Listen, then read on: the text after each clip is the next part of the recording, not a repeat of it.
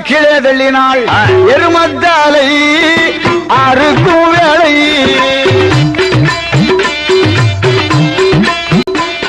ஒரு யானத்தாலை முளைத்திடுமா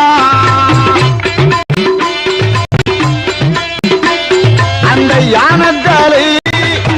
அறுக்கும் வேளை அசுவத்தாலை முளைத்திடுமா அசுவத்தாலை அறுக்கும் வேளை அங்கே அறுக்கும் வேளை